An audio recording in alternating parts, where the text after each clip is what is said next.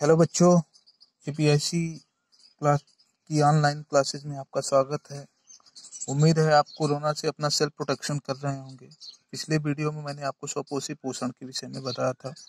इस वीडियो में मैं ऑनलाइन कक्षा के माध्यम से विषम पोषी पोषण के विषय में आपको बताऊंगा। जैसा कि पोषण हर जीव की आवश्यकता होती है, धरती पे जितने भी जीव हैं वह अपना पोषण करने के लिए विभिन्न प्रकार के तरीके इस्तेमाल करते हैं तथा विभिन्न प्रकार से अपने शरीर का पोषण करते हैं। विषम पोषी पोषण, सबसे पहली बात यह है कि विषम पोषी पोषण के विषय में आखिर विषम पोषी पोषण होता क्या है।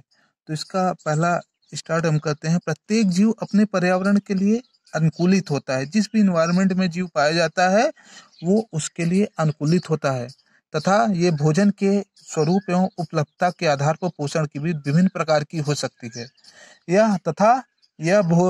इसके अतिरिक्त यह जीव के भोजन ग्रहण करने के आधार पर निर्भर करता है। उदाहरण के लिए भोजन का स्रोत यदि अचल है जैसे कि घास या गतिशील है जैसे कि हिरण, दोनों प्रकार के भोजन का अभिगम का तरीका भिन्न है। कुछ जीव भोज्य पदार्थों का विघटन शरीर के बाहर ही कर देते हैं तथा उसका अवशोषण कर देते हैं, जैसे फफूंदी, ईस्ट, मशरूम आदि के उदाहरण हैं। जीव द्वारा किस भोजन का अंतर्ग्रहण किया जाता है उसके पाचन की क्रिया उसके अभिकल्पना पे निर्भर करता है। अब सेकेंड टॉपिक का इसके अंतर्गत आ पाता है कि जीव अपना पोषण कैसे करते हैं, क्योंकि भोजन और उसके अंतर्ग्रहण की विधियां भिन्न भिन्न है, अतः विभिन्न जीवों में पाचन तंत्र भी भिन्न भिन्न पाया जाता है। एक कोशिकीय जीव में भोजन संपूर्ण सतह से लिया जा सकता है, लेकिन जीव की जटिलता बढ़ने के साथ विभिन्न कार्य करने वाले विभिन्न अंग होते हैं। उदाहरण के लिए अमीबा एक कोशिकीय सतह से अंगुली जैसे अस्थायी प्रवर्ध की मदद से भोजन ग्रहण करता है। अब उसके बाद नेक्स्ट टॉपिक आपका आता है मनुष्य में पोषण। मनुष्य में पोषण के लिए मनुष्य का एक पूरा पाचन तंत्र पाया जाता है, जिसमें विभिन्न प्रकार के जिह्वा, डायफ्राम, पित्ताशय, नली, यकृत, अग्नाशय, क्षुद्रांत, आमाशय आदि पाए जाते हैं।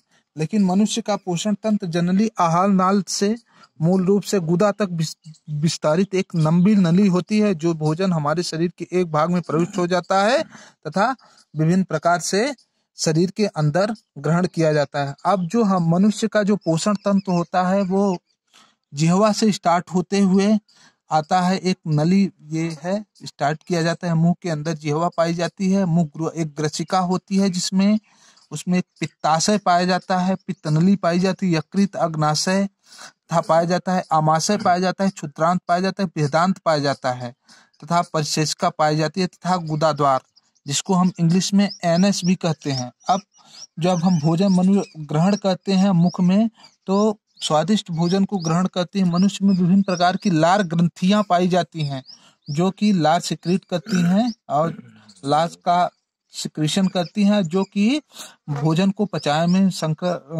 मदद करता है तथा यह भोजन जो है वो तरल रूप में आ जाता है तथा विभिन्न प्रकार के हिस्सों में टूट जाता है तथा यह डायफ्राम में होते हुए पित्ताशय आदि और पित्तनली द्वारा होते हुए यकृत और लीवर में जाता है तथा मनुष्य उसके बाद जो है वो मनुष्य में दो प्रकार की आंतें पाई जाती हैं, एक बड़ी आंत तथा एक छोटी आंत। छोटी आंत की लंबाई जनरली 32 मीटर की होती है तथा वहां पे इसका पाचन होता है तथा आमाशय जो इसको मदद करते हैं। लास्ट में जो अपशिष्ट भोजन हो है वो गुदाद्वार के द्वारा निकल जाते हैं। इस तरह से हम जब भोजन को खाते हैं तो भोजन नली से गुजरता है और प्राकृतिक रूप से एक प्रक्रम से गुजरना पड़ता है, जिससे वह छोटे छोटे कणों में बदल जाता है, जिसे हम दांतों से चबाकर पूरा कर लेते हैं। क्योंकि आहार का स्तर बहुत कोमल होता है, अतः भोजन को गीला किया जाता है, जिससे इसका मार्ग आसान हो जाए। जब हम वास्तव में अपनी पसंद का कोई पदार्थ खाते हैं तो मुंह में पानी आ जाता है। यह वास्तव में कोई जल नहीं है, बल्कि लार ग्रंथियों से निकलने वाला एक रस है, जिससे लार कहते हैं भोजन को पचाने में यह मदद करता है। इस प्रकार जो है ये हमारे जो है ये पाचन की प्रक्रिया पूर्ण होती है। अब हमारा जो है शरीर के एक जैव प्रक्रम के अंतर्गत एक अगला जो टॉपिक आता है उसके अंतर्गत आता है श्वसन। प्रत्येक जीव जो भी है सजीव है तो वह श्वसन क्रिया करता है।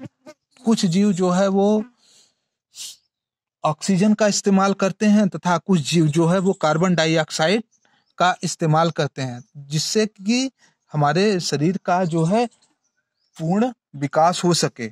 अतः श्वसन हमारे शरीर का एक महत्वपूर्ण भाग है, जिनमें खाद्य पदार्थ का अंतर्ग्रहण पोषण प्रक्रम के लिए होता है। कोशिका उनका विभिन्न जैव प्रक्रम के लिए ऊर्जा प्रदान करने के लिए करती हैं। कुछ जीव उसे भिन्न विधियों द्वारा करते हैं। कुछ जीव ऑक्सीजन का उपयोग ग्लूकोज को पूर्णतः कार्बन डाइऑक्साइड तथा जल में विखंडित करने के लिए करते हैं, तथा कुछ जीव अन्य पथ का प्रयोग करते हैं जिससे ऑक्सीजन प्रयुक्त नहीं होती। जो जीव जल में रहते हैं वो जल में विलय ऑक्सीजन का उपयोग करते हैं, तथा स्थलीय जीव ऑक्सीजन का उपयोग श्वसन के लिए करते हैं। विभिन्न जीवों में ऑक्सीजन विभिन्न अंगों द्वारा अवशोषित किया जाता है। अब हम बात करते हैं मनुष्य के श्वसन की। तो श्वसन की प्रक्रिया, श्वसन तंत्र के विषय में हम पूरा बताते हैं आपको। मनुष्य का जो श्वसन तंत्र वो नासा द्वार से स्टार्ट होता है और मुख गुहा से करते हुए कंठ, और उसके बाद श्वसनी पाई जाती है। श्वसनिका, कूपिका कोश, डायफ्राम, पसलिया, फुफ्फुस, उपास्थि और श्वास नली पाई जाती हैं, जिससे यह हम लेते हैं तथा उसके बाद विभिन्न प्रक्रियाओं द्वारा यह प्रक्रिया पूरी होती है तथा हम मनुष्य अपना श्वसन तंत्र कर करके और अपने जीवन को विकसित करता है। धन्यवाद।